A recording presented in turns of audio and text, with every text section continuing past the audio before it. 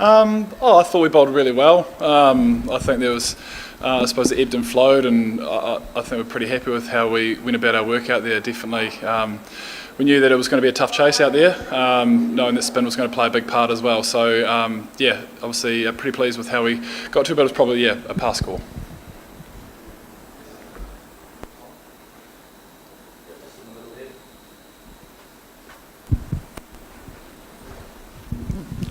Hi, this is Abdullah from Gulf Today. You lost the match, disappointing, but when you go into the next match, into the semi-final, will you carry the burden of this match into that? Will it affect your performance in the semi-final?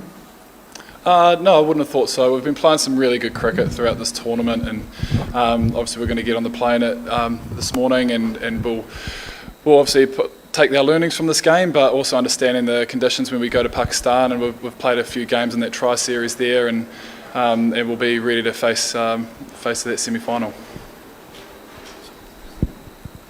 Matt, Varun Chakravarti, he got the man of the match award. So what do you think? New Zealand could not handle his skills and guiles, or he was effective because of the assistance from the wicket? Sorry, could you repeat that? Was it because of his skills and guiles, or was it because of the assistance from the wicket that New Zealand were foxed by Varun Chakravarti? Oh, he bowled beautifully, didn't he? I think he showed his skill tonight, the way he turned the ball both ways, and even the way that he could bowl pace. I thought he was brilliant, and yeah, that they were able to put us under pressure right throughout. Hi, Matt. Hi. We've been hearing from the Indian team, the captain especially in the beginning, that there hasn't really been much dew. What did you think of the conditions? Because normally, you know, there is dew over here. It's been colder than most of the times when teams come about to play. So what did you think about the conditions today? How much did they aid you? Yeah, I think we were probably expecting a little bit of dew there, but it seemed to grip right through. So probably not as much as we would have expected, but look, like India bowled very well. They were able to put us under pressure right throughout their innings, and yeah, it obviously was too good.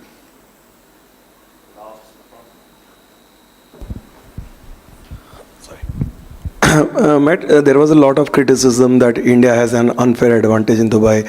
But do you think that the opponents should concede that India were smart in their planning, because they were the only side to come up with 5 spinners?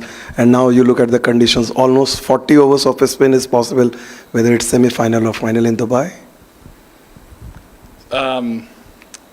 Yeah, I think obviously the way to have 4 frontline spinners was a really effective way to play tonight. Yeah, I think having that luxury of knowing that is they played to the conditions beautifully, and that was probably what was the challenge for us. We knew that coming here they were going to play the 4 frontline spinners, and the way to negate that, and yeah, obviously tonight they bowled beautiful. They read the situation and read the conditions well, and yeah, unfortunately we couldn't get across the line. Given a choice, would you have batted first on that pitch? And the other question is, among all the teams that have played at this venue so far, you guys have been probably the best, the way your pace bowling unit, you use that pitch. So what is the ideal way to use that pitch if you are a fast bowler?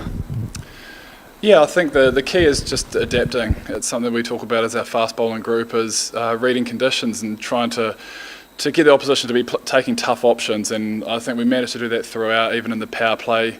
They managed to get the odd boundary, but they were tough options, and I think if we can keep doing that, we can take wickets. And in the game of one-day cricket, obviously, if you can take wickets throughout, especially throughout that middle, it makes a massive difference at the back end. And I think the collective group, we bowled really well. Very pleased with the seam attack today. But yeah, moving forward, we'll take our learnings from here and we'll apply them back in Lahore, where we've played a few games there so far. Would you go batting first again, like looking at the... I'm not a captain. That's above my pay grade. Yeah. Matt, you had a brilliant start in the power play, 3 down for 30 odd runs on the board. The ball was doing a fair bit when Kylie Jamieson was also bowling with you in tandem. What did you make? Were you kind of surprised with the ball doing so much for you guys with the new ball, or was it a specific plan that you were looking to swing it more in the air? If you could just talk about, as a fast bowling group, how did you adapt to these conditions so that others can kind of draw something out of your book? Yeah, I think anytime you come up against a good opposition, especially a side like India, where taking wickets is so important. So being up front, making sure that you can extract any swing or movement off the wicket is really important. So you don't have too much time to waste with the new ball. It does get soft and doesn't move for very long. So the key to be accurate, but also to put teams under pressure. And I think the way that Kyle bowled beautifully tonight, I think even the way that even Ward came in and took some, he's creating chances right throughout his spell. And that's all we can ask for, is we're creating chances, then we'll be taking wickets, and hopefully we can put teams under some serious pressure. Yeah, Matt, was there any chatter about Varun in the dressing room, because it was his first match today, and most of the Kiwi batsmen had played him in the IPL. So was there any chatter in the dressing room about him this morning? Well, yeah, I'm sure the batters, they always do their preparation, and they would have had plenty of plans against him and stuff like that. But in terms of the way he bowled beautifully. He extracted turn and pace, and he just, to be on a match-winning performance like that, to be able to create pressure, and I suppose that's what they did in tandem. But we talk about our fast bowling group and our spinners as well. We're trying to bowl in partnerships, and they did well. They could create pressure from both ends for sustained periods of time, and I think that was obviously making us to take tough options. In all probability, you have to play the semi-final match against South Africa. How do you rate your opposition? Is it a better one, or you wanted Australia?